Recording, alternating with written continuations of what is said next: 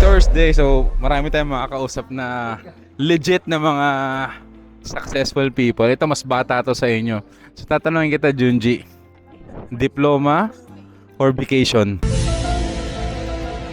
Diskarte para mabas tayo. Sige, sagutin natin yung diploma or diskarte. Siyempre diploma. Diploma, bakit? Kasi may diploma ako eh. Kaya nga, di ba? Pag mga mayaman wala talaga, sinisecret lang nila yung mga kaalaman nila. Ano ma-advise mo na lang sa mga gustong pumasok sa e-commerce or business sa career path? Yung gusto mag-business ng e-com, advice ko unang-una, hanap kayo ng mentor. Yung tuturuan kayo, hindi kayo pagkakakitaan. Hindi magbebenta. Hindi magbibenta ng course. Pero nagbebenta tayo ng course. Ako ng course. Maghanap kayo ng mentor na talagang business owner. Yung who can walk their walk and talk their talk. Hindi lang talk man talk. Oo, hindi lang puro talk. Nag-walk din. Sa tingin mo, bakit issue yung, kasi laging tinatanong, bakit nagiging issue yung diploma o diskarte? Parang hindi naman siya dapat mamili, di ba? Kasi for me, it goes hand in hand eh. Na i-discarte kasi natututunan mo siya eh.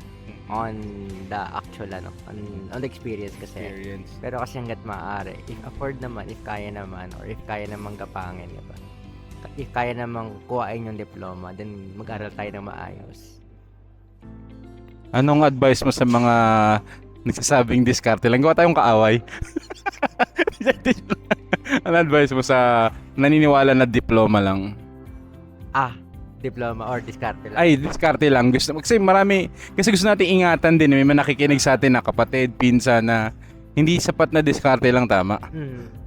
Ano masasabi mo naman sa mga bata? Hindi sa mga nagsasabi kasi belief nila yun eh. So protektahan din natin yung mga kailangan pareho or importante pa rin yung diploma. Ano advice mo sa kanila? Actually, maswerte sila kung meron silang magulang na magsusupport or nagsusupport sa Working student ka, school di ba? nila. Sa story mo, no? Working student, nagtry ako mag-work sa mga Yeah. sa mga fast food. Nagbibenta ka ng carpet sa... Hindi ako nagbibenta, di ba- nag-work na ako noon. Okay, nag-work ka na, no? Pero nung college ako, nagtry ako mag-tutor, mag-work sa mga fast food to support yung pag-aaral ko. Yes. And inayos ko yung pag-aaral ko ng high school para mag-grad ako ng scholarship ng college. So yung mga bata or mga estudyante na nasusuportahan sila ng magulang nila, napakaswerte nila. Kasi andyan na mag-aaral na lang sila, andyan na yung mga resources nila. Ang gagawin na lang nila, magtapos, ipasa yung mga classes nila. So if kaya makakuha ng diploma, kumuha ng diploma, gumraduate. Kung may one word ka sa success, ano yung equivalent ng success for now? Kasi ang success, nag-iba-iba definition ng kada season ng buhay. At this season in your life, ano ang equivalent one word ng success para sa'yo? Siguro before kung tatanungin mo ko ng success, kung anong definition ko ng success, siguro few years ago, I can say pera. Pera talaga no? Ngayon kasi for me, yung hindi naman dahil kumikita na tayo, parang mas na-appreciate natin yung freedom eh. Yes. Na hindi mo kailangan, alam mo yung wala kang kailangan 9 to 5 o kailangan nag-work ka sa office, na ikaw nagiging productive ka kung kailan, kung saan, at kung paanong paraan mo siya gustong gawin. So for me, at my current stage, success for me equates to freedom. No, tama. Ayan. So, last message sa mga naniniwala sa'yo, sa mga followers mo, marami kami. Isa ako dun eh. Hindi ko alam kung may naniniwala pa sa akin. Bakit? Tanong ko din yan, diba? Hindi kasi totoo, sobrang humble ni Junji, tsaka nakaka-inspire. Ayan. So, yun na lang, message mo na lang sa mga friends na lang natin dyan, nanonood. Mga friends, wait lang, saan ba ito lalabas? Sa account ko lang. Okay. So, TV Patrol. dun sa 5 nanonood ngayon.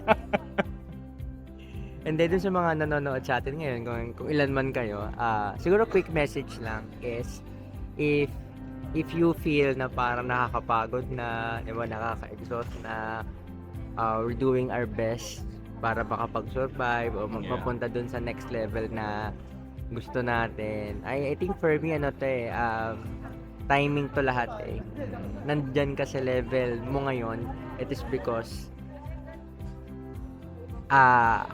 yun yung time mo for that. So, season mo siya. season mo siya. If you feel na parang ang tagal ng success for you darating at darating yan.